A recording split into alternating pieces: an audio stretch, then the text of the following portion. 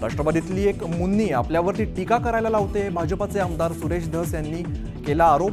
तर मुन्नी कोण हे त्यांनाच विचारा, अजितदादांचा संताप।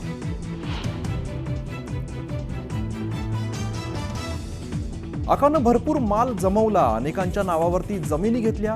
पैठणमधल्या मोर्चामध्ये सुरेश धस यांचा आरोप। तर वाल्मिक कराडवरती पीएमएलए अंतर्गत कारवाई का नाही, सुप्रिया सुळेंचा सवाल।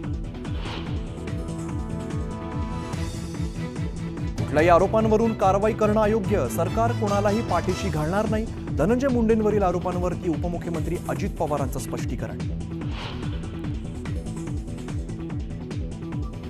सुनील तटकरेंचा शरद पवारांच्या खासदारांशी संपर्क नाही, खासदारांना फोन केल्याच्या बातम्या धादांत खोट्या, अजित पवारांनी फेटाळले आरोप। प्रदेशाध्यक्षासह सर्व फ्रंटचे पदाधिकारी बदला, राष्ट्रवादी काँग्रेस पक्षाच्या कार्यकर्त्यांची शरद पवारांकडे मागणी। पुण्यातील वाढत्या गुन्हेगारीवरून पुणे पोलीस आयुक्तांवरती अजित पवार नाराज। परिस्थिती सुधारली नाही तर वेगळा विचार करावा लागेल, अजित पवारांचा इशारा। बाबा सिद्दीकी हत्या प्रकरणी जिशान सिद्दीकी पोलीस सहआयुक्तांच्या भेटीला। पोलिसांच्या आरोपपत्रावरती जिशान सिद्दीकी असमाधानी असल्याची माहिती। सावित्रीबाई फुलेंच्या चरित्र ग्रंथातील फातिमा शेख हे पात्र इतिहासात कधीच नव्हतं। फातिमा शेख हे कल्पोकल्पित पात्र, दिलीप मंडल यांच्या दाव्याने मोठी खळबळ।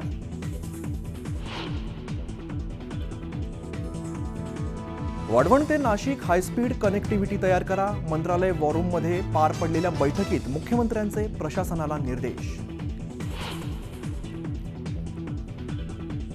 आणि पतंग उडवण्यासाठी वापरला जाणारा नायलॉन मांजा ठरतोय जीवघेणा। नाशकात एका तरुणाच्या गळ्यावरती 75 तर पुण्यातल्या मुलाच्या मानेवरती पडले 15 टाके।